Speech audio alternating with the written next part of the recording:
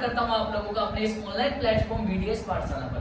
दोस्तों मेरा नाम हर्ष है और मैं आपको साइंस पढ़ाता हूं। और साइंस के अंदर जो हमारा करंट अफेयर चैप्टर चल रहा है दोस्तों, जैव प्रक्रम यानी कि लाइफ प्रोसेस, उस चैप्टर के अंदर दोस्तों हमारी 5 जो सेशन है वो हो चुके हैं।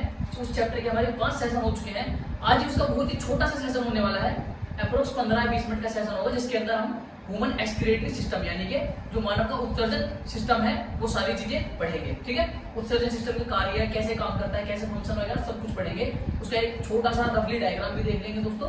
ठीक है, तो बिना समय गवाए स्टार्ट करते हैं फिर आज का टॉपिक। दोस्तों मैंने पिछले जो मैंने सेशन हुआ था हमारा पिछला, यानी कि जो हमारा लेक्चर नंबर 5 था, सेशन नंबर 5 था दोस्तों, उसमें एक छोटा सा टॉपिक छूट गया था। मैं आपको बता दूं, उस टॉपिक का नाम है दोस्तों रक्तदाब यानी कि ब्लड प्रेशर।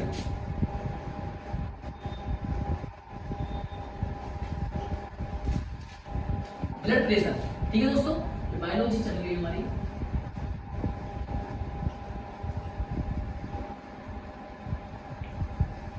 बायोलॉजी कभी चैप्टर में लाइफ प्रोसेस,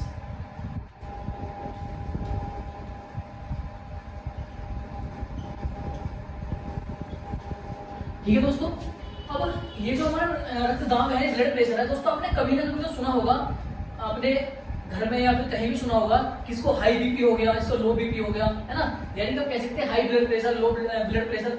दोस्तों आखिर बीपी हाई और लो होने का कारण क्या है और होता ही क्यों है, और एक्चुअली में होता ऐसा क्या है जब हमारा बीपी हाई या लो हो जाता है, हमारी बॉडी के अंदर कैसी कैसी चीजें होती हैं, उनको जो बदलाव होते हैं दोस्तों, सारी चीजें देखने वाले हैं। सबसे पहले इसका मैं आपको टॉपिक बता दूं, सबसे पहले आपको इसको टॉपिक आता है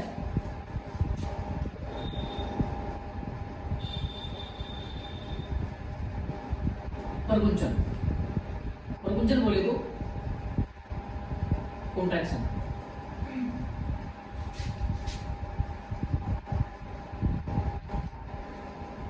कॉन्ट्रैक्शन, ठीक है दोस्तों। प्रकुंचन का मतलब होता है हृदय का सिकुड़ना। दोस्तों प्रकुंचन का मतलब होता है हृदय का सिकुड़ना, ठीक है। अब दोस्तों हृदय सिकुड़ेगा कब, है ना। एक तो होता है प्रकुंचन यानी हृदय सिकुड़ता है, एक में जो हृदय होता है हमारा फैलता है, यानी प्रकुंचन और एक्सपेंशन, जिसको प्रकुंचन बोलते हैं। प्रकुंचन मतलब कि कॉन्ट्रैक्शन यानी कि हृदय का सिकुड़ना, और दोस्तों बोलते हैं जो एक्सपेंशन होता है उसका मतलब होता है हृदय का फैलना, ठीक है। अब दोस्तों आप लोग दिमाग लगाओ थोड़ा सा, मैंने आज प्रकुंचन यानी कि कॉन्ट्रैक्शन लिखा है, ये किस टाइप के ब्लड प्रेशर में प्रकुंचन यानी हृदय सिकुड़ता होगा, है ना।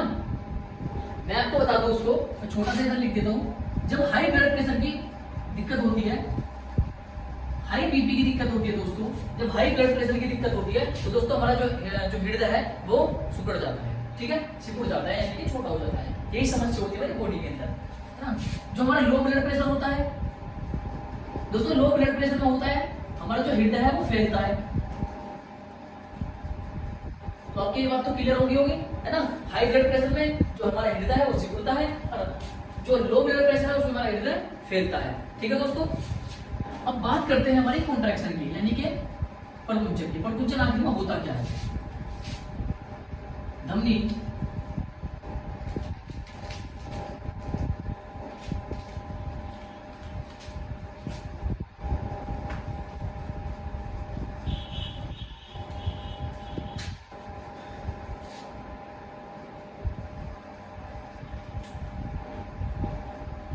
धमनी के अंदर जब रुधिर का दाब बढ़ता है तो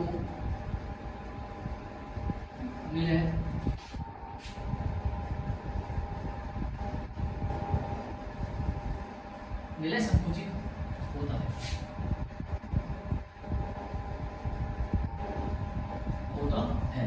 ठीक है दोस्तों। धमनी के अंदर मैंने आपको पिछले वाले सेक्शन में बता रखा था कि धमनी क्या होती है और सिराएं क्या होती है, यानी कि आर्टरीज और वेन्स के बारे में बताया था ना।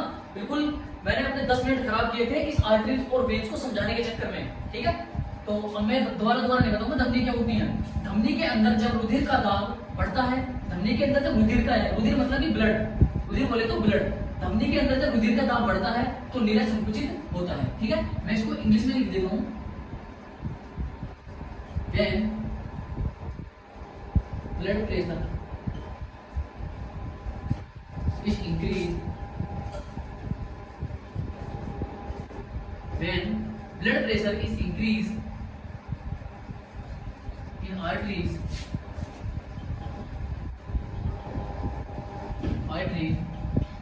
then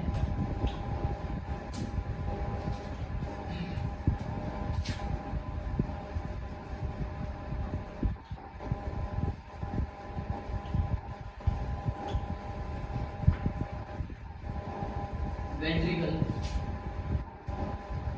दोस्तों एक मिनट, ठीक है दोस्तों, दोस्तों मार्कर में मीनिंग डाली है, ठीक है।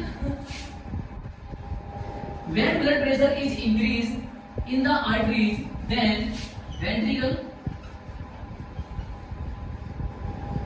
contract।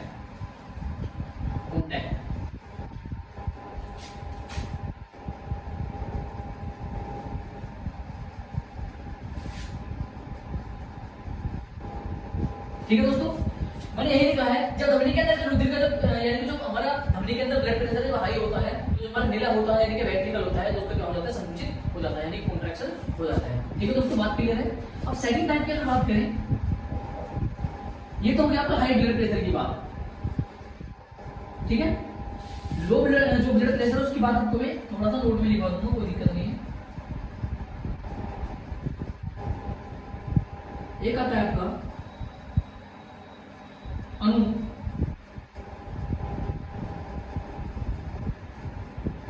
अनुशिथिलन,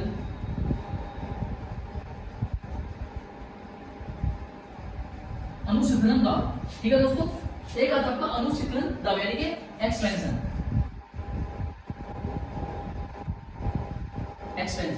ठीक है। मैंने दोस्तों आपको बताया था ना कि एक होता है कॉन्ट्रैक्शन, एक होता है एक्सपेंशन, यानी कि इसका मतलब होता है सिकुड़ना, इसका मतलब होता है फैलना, है ना। मैंने आपको यही बताया था हाई ब्लड प्रेशर में क्या होता है, जो हमारा हृदय है वो सिकुड़ता है। हाई ब्लड प्रेशर में क्या होता है, हृदय सिकुड़ता है। और जो हमारा अनुशीतलन दाब होता है यानी कि हमारा एक्सपेंशन वाला जो होता है इसमें हृदय फैलता है, फैलता मतलब बड़ा होता है। ये दोनों समस्याएं होती है, हृदय का फैलना और हृदय का सिकुड़ना, ये दोनों समस्याएं हैं।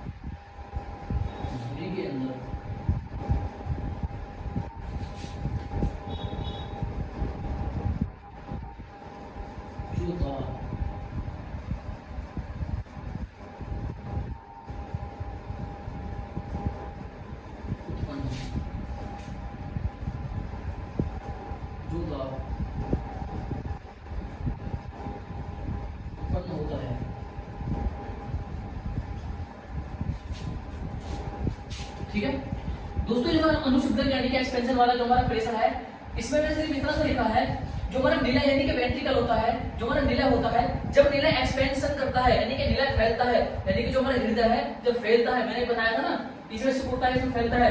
जब हमारा हृदय यानी कि वेंट्रिकल, हृदय के अंदर वेंट्रिकल होते हैं ना, लेफ्ट और राइट वेंट्रिकल, जब हमारा वेंट्रिकल एक्सपेंशन करता है, वेंट्रिकल के एक्सपेंशन के दौरान, जब वेंट्रिकल एक्सपेंशन करता है, वेंट्रिकल के एक्सपेंशन के दौरान दोस्तों जो हमारी आर्टरीज होती है यानी कि जो हमारी धमनी होती है, उनके अंदर जो प्रेशर क्रिएट होता है, इसके एक्सपेंशन करने की वजह से जो आर्टरीज के अंदर प्रेशर क्रिएट होता है दोस्तों, उसको क्या बोलते हैं, एक्सपेंशन प्रेशर बोलते हैं, यानी कि अनुशीतलन दाब बोलते हैं। ठीक है दोस्तों, बात क्लियर है। चलते हैं आज के एक बेहतरीन से शानदार से टॉपिक की तरफ। वीडियो पॉज करके नोट कर लीजिए दोस्तों इसको।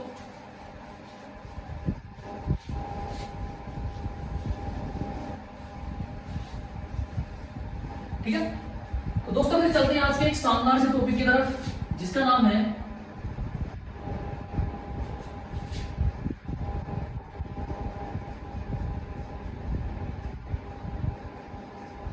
एक बात आपको बता दूं नोट में, जो मनुष्य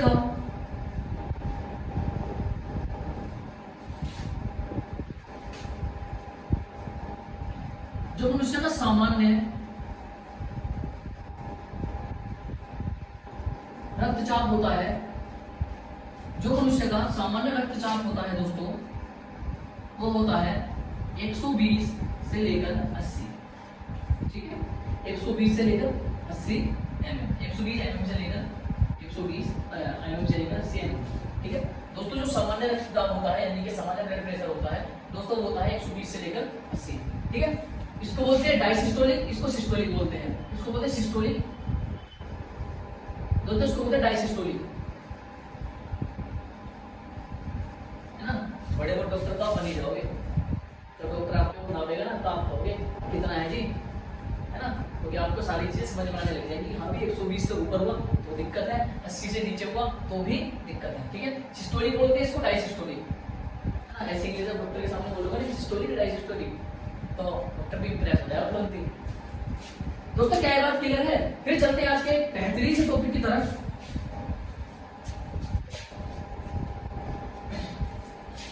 उत्सर्जन की बात करते हैं दोस्तों।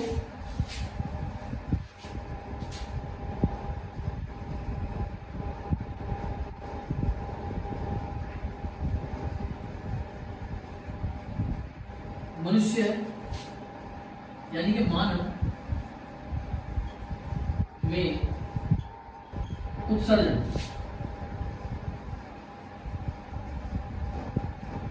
यानी कि इसको इंग्लिश में अगर मैं लिख दूं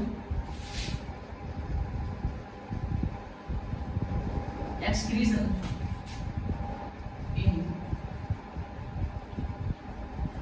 ह्यूमन, ठीक है दोस्तों। अब उत्सर्जन के बारे में आपको दोस्तों बात बता दूं, मैंने आपको बताया था भाई जो एनिमल्स होते हैं वो जरूर उत्सर्जन करते हैं, है ना। उत्सर्जन कितनी तरीके से हो सकता है, कई तरीके से हो सकता है ना। डिफरेंट जो एनिमल्स होते हैं डिफरेंट किंगडम के कैटेगरी के, वो अलग अलग तरीके से उत्सर्जन करते हैं, है ना। जैसे कि आपका अमीबा है वो अलग तरीके से उत्सर्जन करता है, ह्यूमन है वो अलग तरीके से उत्सर्जन यानी एक्सक्रीशन करता है दोस्तों। इसी जो अदर एनिमल्स हैं यानी कि जो कीट पतंगे हैं वो अलग तरीके से एक्सक्रीशन करते हैं, क्योंकि सबका डाइजेस्टिव सिस्टम जो होता है, सबका जो हमारा एक्सक्रीटरी सिस्टम होता है वो सारा अलग होता है ना। तो यही चीज डिपेंड करती है कि जो मानव में उत्सर्जन है वो इतना स्पेशल क्यों है ना। वो सारी चीजें जो पढ़ेंगे इसके बारे में आज। सबसे पहले उत्सर्जन क्या होता है?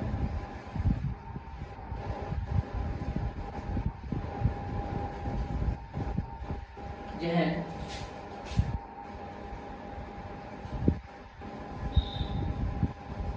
जैव प्रक्रम, जैव प्रक्रम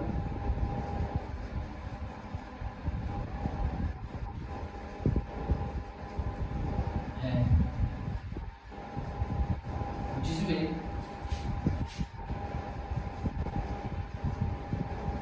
मनुष्य हानिकारक, इसमें मनुष्य हानिकारक व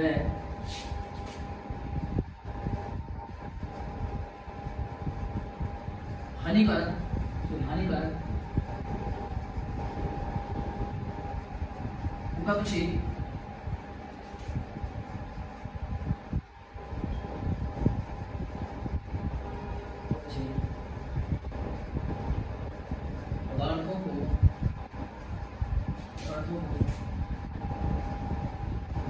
पदार्थों का निष्कासन पदार्थों का निष्कासन, ठीक है दोस्तों।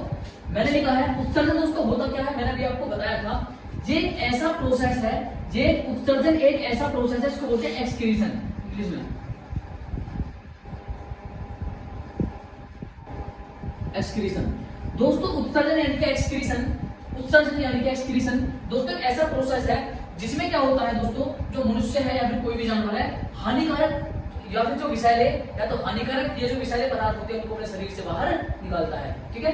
हानिकारक पदार्थ या फिर जो विषैले पदार्थ होते हैं उनका अपने शरीर से निष्कासन करता है। निष्कासन का मतलब बाहर निकाल देना, ठीक है। मैं इंग्लिश में लिख देता हूं,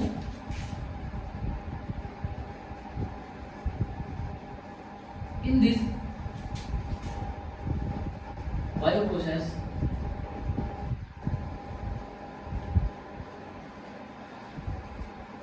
humans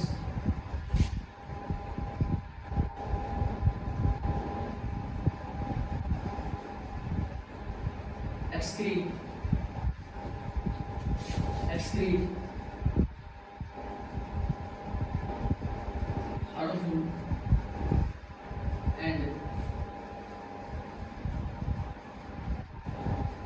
poisonous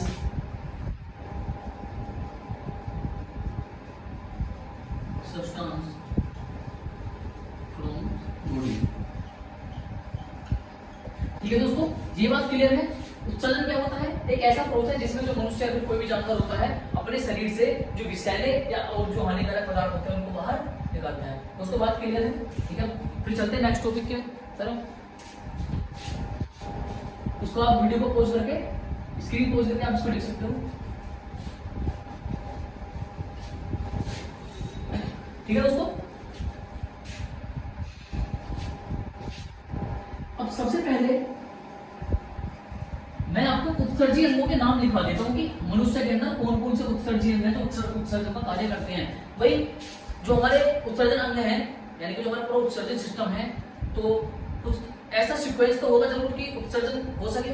भाई जो हमारे उत्सर्जी अंग है उसमें ऐसा तो सीक्वेंस होगा कुछ कि उत्सर्जन ठीक से हो सके। ठीक है, तो ऐसे कौन कौन से अंग हैं जो उत्सर्जन में पार्टिसिपेट करते हैं, उत्सर्जन में रोल प्ले निभाते हैं, भाग लेते हैं उत्सर्जन में, वो सारी चीजें लिखने वाला हूं इधर साइड।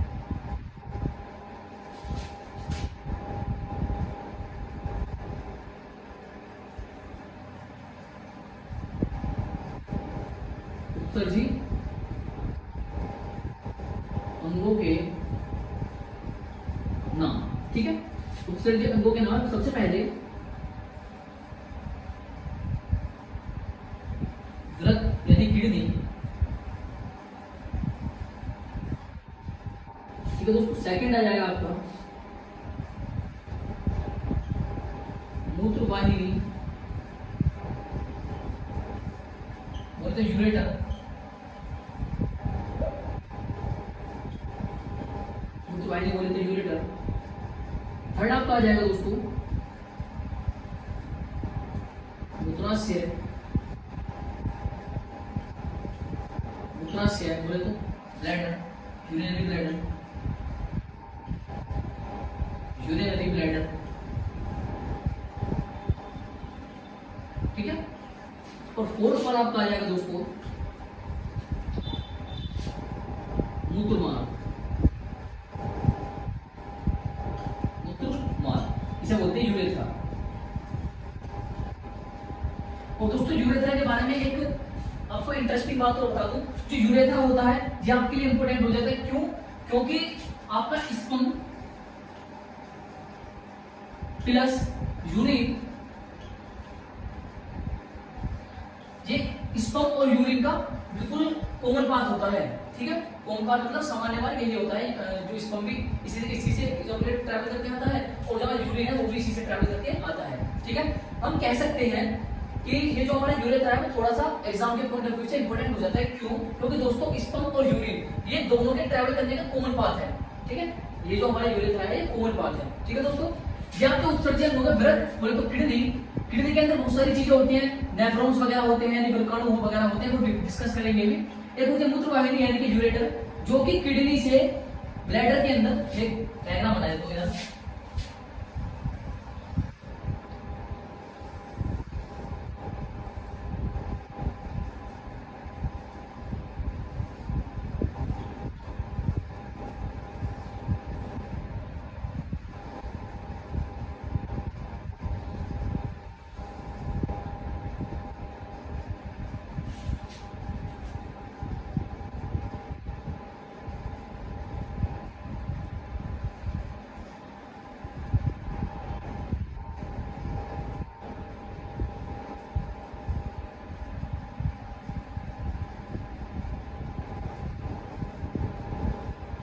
ठीक है दोस्तों डायग्राम थोड़ा रफली बनाया तो समझने की कोशिश करना।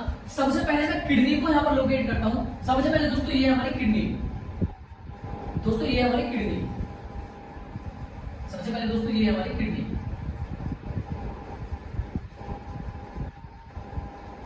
थोड़ा ठंडा डायग्राम बन गया दोस्तों, तो दोबारा से बनाते हैं।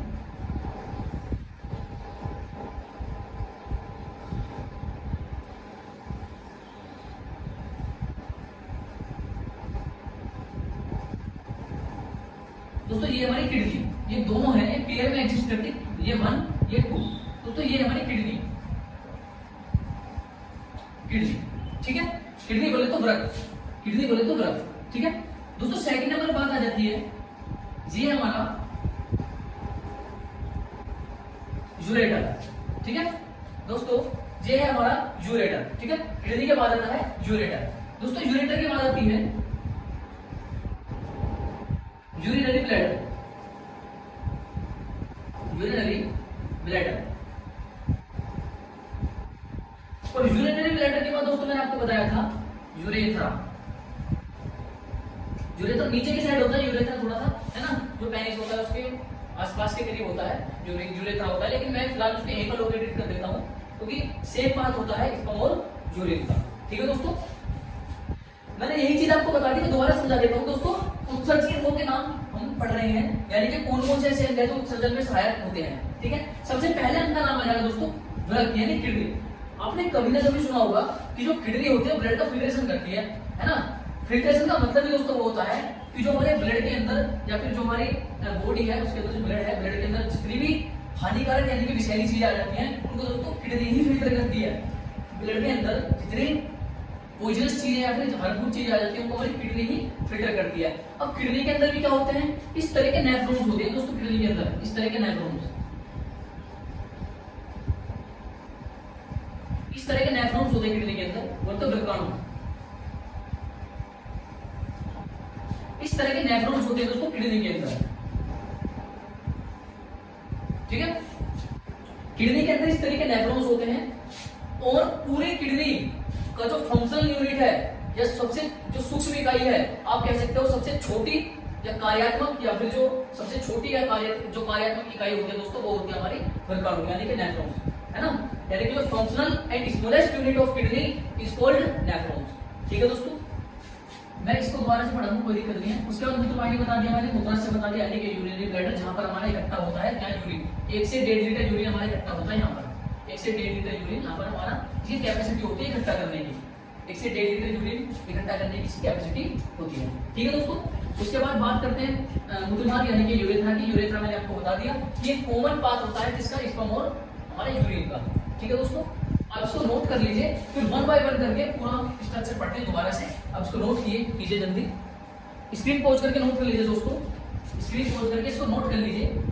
इसको दोबारा बताऊं दोस्तों, किडनी है, किडनी के अंदर होते हैं हमारे नेफ्रॉन्स, किडनी के अंदर होते हैं नेफ्रॉन्स यानी कि इसको हिंदी में बोलते हैं वृक्क, वृक्क के अंदर वृक्काणु, है ना, वृक्काणु। और दोस्तों वृक्क के बाद जो पाइपलाइन स्ट्रक्चर है यानी कि जो यूरेथ्रा है, यूरेटर है, यूरेटर को बोलते हैं दोस्तों क्या, मूत्र वाहिनी।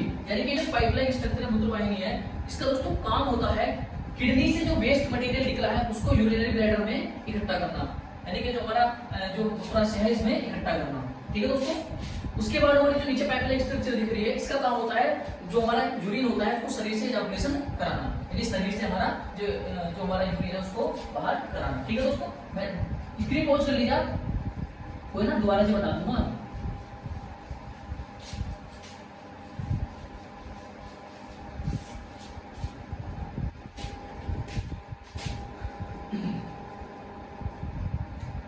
दोस्तों सबसे पहले बात करते हैं वृक्क की, बोले तो किडनी, किडनी, ठीक है। मैं इसके बारे में थोड़ा लिख देता हूं,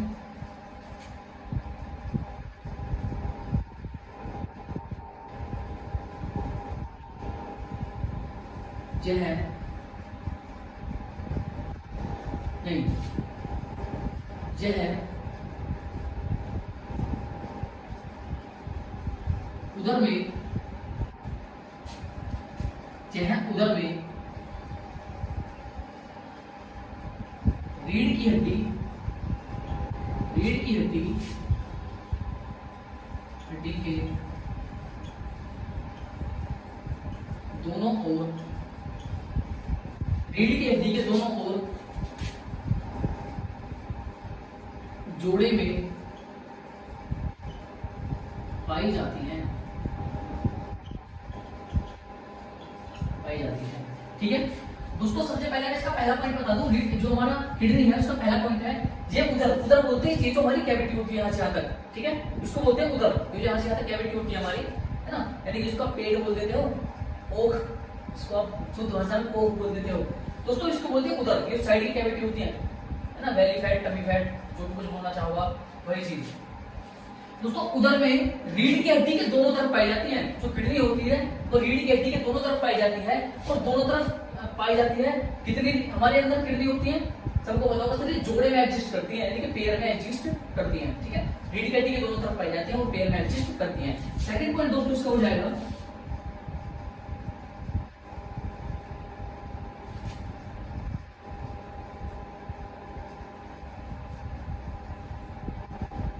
पहला पॉइंट इंग्लिश में लिख देता हूं, it is located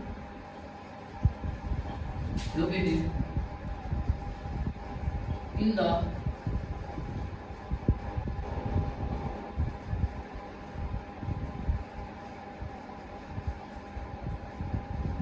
located both side or backbone, both side of backbone, comma exist in pair, ठीक है। It is located both side of backbone exist in pair, ठीक है। ये इसकी इंग्लिश हो गई, और मैं सेकंड पॉइंट लिखने जा रहा हूं, इसकी सूक्ष्म, या फिर ऐसे लिख सकते हो, इसकी सबसे छोटी इकाई, इसकी सबसे छोटी इकाई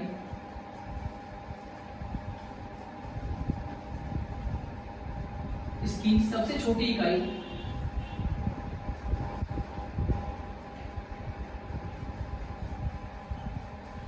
व्रताणु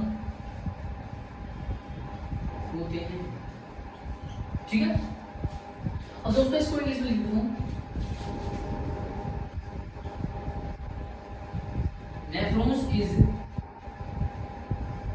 nephrons are the smallest unit, nephrons are the smallest unit of kidney, ठीक है। अब दोस्तों आपको ध्यान सिर्फ इतना देना है, दो चीजों पर ध्यान दे लीजिए। सबसे पहले होती कहां पर है दोस्तों, रीढ़ की हड्डी के दोनों तरफ, उधर में रीढ़ की हड्डी के दोनों तरफ होती है दोस्तों, पैर में पाई जाती है, ठीक है। इंग्लिश में लिखते हैं located both side of backbone existing पैर, ठीक है। सेकंड पॉइंट आपके लिए वेरी वेरी इंपोर्टेंट हो जाता है दोस्तों, इसके ऊपर आप जितनी बार इंपोर्टेंट लिखो उतनी बार कम है। 100 बार इंपोर्टेंट डाल लीजिए, इस बार एक नंबर में जरूर आएगा, ठीक है। आपसे पूछ लेगा वृक्क की सूक्ष्मतम या फिर वृक्क की सबसे छोटी इकाई क्या होती है, वृक्क की सबसे छोटी इकाई क्या होती है दोस्तों, आपको आंसर कहते हैं वृकाणु, वृकाणु बोले तो नेफ्रॉन्स, ठीक है। इंग्लिश वाले बच्चों के लिए nephrons are the smallest unit of kidney, ठीक है दोस्तों। ये बात क्लियर है आप लोगों की, बहुत शानदार है।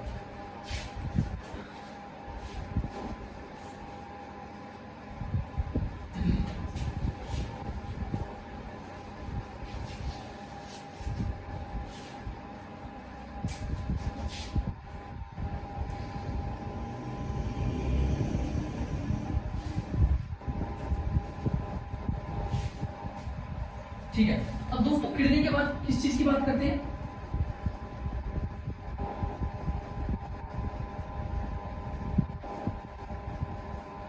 किडनी की बात करते हैं सेकंड बात,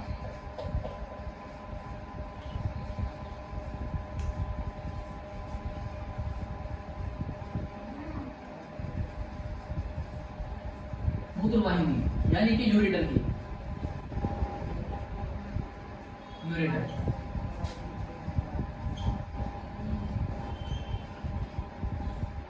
यूरेटर, ठीक है दोस्तों। मैं डे टू डे अपनी राइटिंग सुधारने की कोशिश कर रहा हूँ, ठीक है। मुझे थोड़ा सा मैनेज आपको करना पड़ेगा। अब दोस्तों यूरेटर क्या होता है,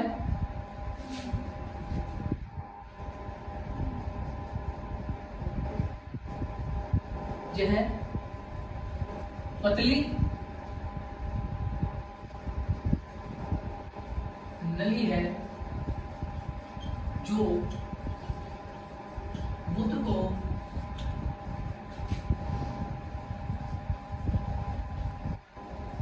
वृक्क से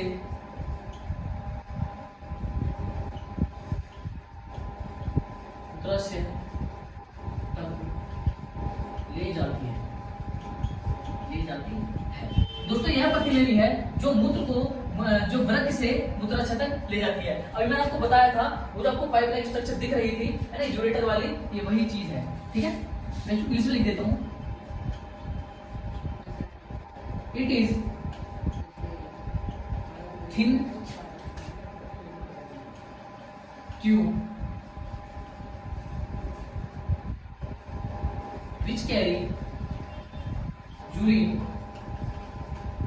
which carry urine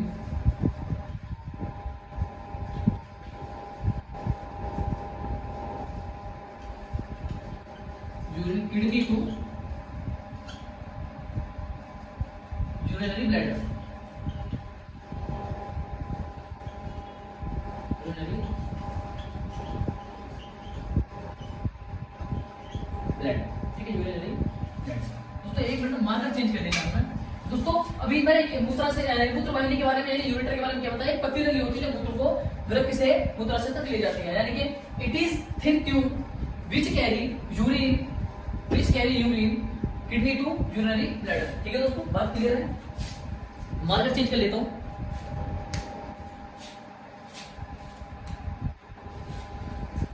दोस्तों क्या ये बात क्लियर है आप लोगों के?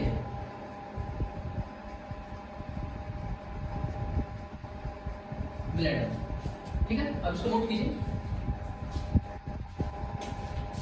अब दोस्तों थर्ड वाली चीज क्या आ जाती है हमारी, मैंने आपको सारा कुछ समझा रखा है। ठीक है, थर्ड वाली चीज आ जाती है दोस्तों आपकी, एक मिनट दोस्तों। ठीक है दोस्तों, अब हम मूत्राशय की बात करते हैं।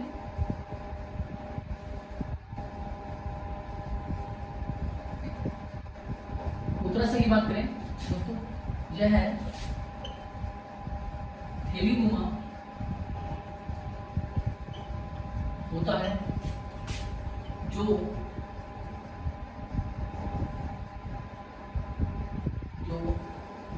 मूत्र का संचय करता है। यह थैलीनुमा होता है जो मूत्र का संचय करता है, यानी कि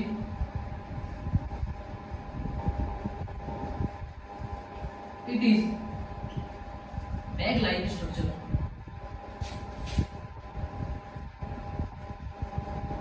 it is bag like structure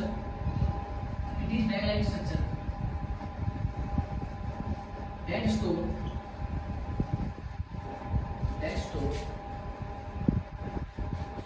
urine। ठीक है दोस्तों, थैलीनुमा आकृति का होता है और ये क्या करता है, मूत्र का संचय करता है, यानी कि इट स्टोर क्या करता है, स्टोर, ये मूत्र को स्टोर करता है। ठीक है दोस्तों, अब नेक्स्ट चलते हैं।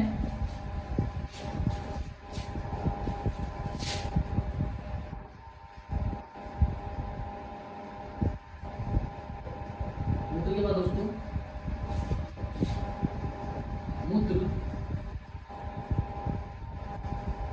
मूत्रमार्ग, यानी कि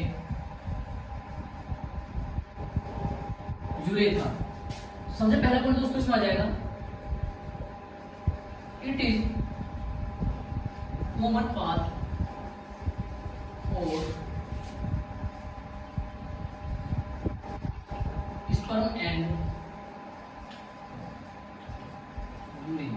ठीक है, तो यह है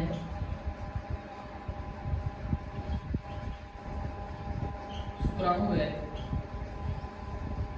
मूत्र का सामान्य मार्ग होता है। ठीक है, इसका पहला काम दोस्तों पढ़ लिया, ये सामान्य मार्ग होता है, किसका, मूत्र और स्पर्म का सामान्य मार्ग होता है। ठीक है, सेकंड पॉइंट यह है मूत्र को शरीर से बाहर करता है।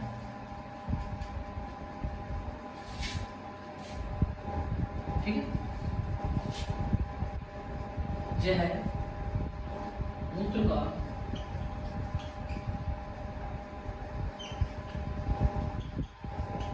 निष्कासन करता है। ठीक है,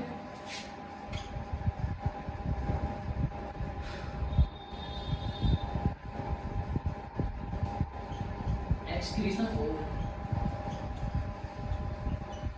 यूरिन। ठीक है दोस्तों, मैंने आपको 4 पार्ट बताए थे, 4 अंग बताए थे, चारों के बारे में हमने पढ़ लिया है। लेकिन जो हमारी किडनी है उसके बारे में सिर्फ 2 बात जाननी है। मैंने किडनी के बारे में वैसे आपको बता दिया है, लेकिन दोस्तों एक बार आपको और डिटेल में बता देता हूं, तो नोट कर लीजिए आप। ठीक है, किडनी के बारे में दोस्तों आपको थोड़ा सा बता दूं। मार्केट चेंज कर लेते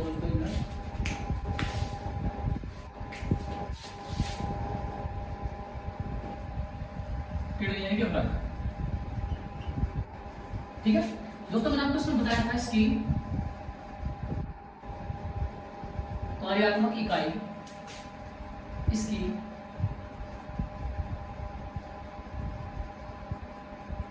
कार्यात्मक इकाई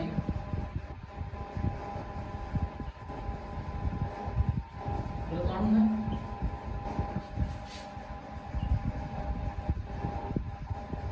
जो है छन्नी छन्नी छन्नी की भांति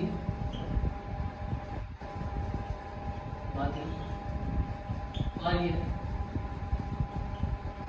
करती है। ठीक है, यह छन्नी की भांति कार्य करती है। ठीक है दोस्तों, छोटी सी लाइन वो लिख दूं मैं,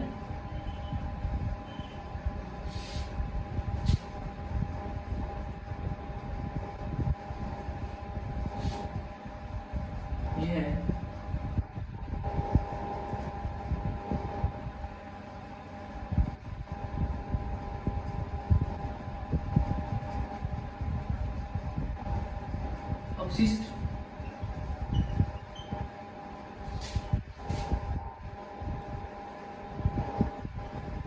पदार्थों को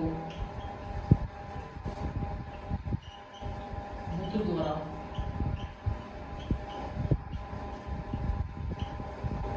निकालती है। ठीक है, यह अपशिष्ट पदार्थों को मूत्र द्वारा निकालती है।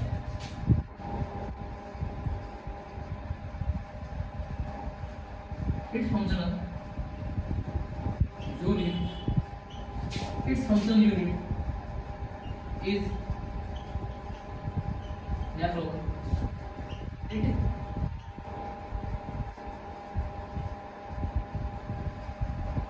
excrete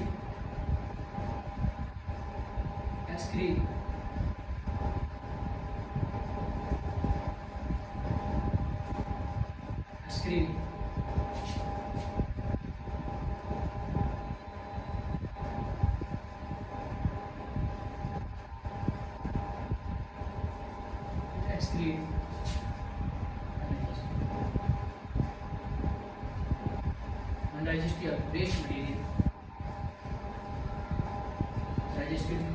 It excrete waste material out of food. ठीक है दोस्तों, किडनी के बारे में मैंने आपको बता दिया, किडनी का आपको स्ट्रक्चर समझा दिया है। ठीक है, ये जो हमारा आज का सेशन है वो यहीं तक रहने वाला है, और माफी चाहूंगा इसकी, मैं सोच रहा हूँ कि एक और क्लास ले लूँ, यानी एक और इसका लेक्चर हम लेक्चर नंबर 7 शूट करते हैं, क्योंकि ये जो हमारा जितना भी मटेरियल मैंने पढ़ाया है, ये पढ़ाया मैंने आपको एक्सक्रीशन से संबंधित। ठीक है, जो हमारा कल वाला लेक्चर होने वाला है, कल वाला जो हमारा सेशन होने वाला है दोस्तों, उसमें प्लांट्स के बारे में जो पढ़ेंगे। प्लांट्स के बारे में क्या क्या पढ़ेंगे दोस्तों?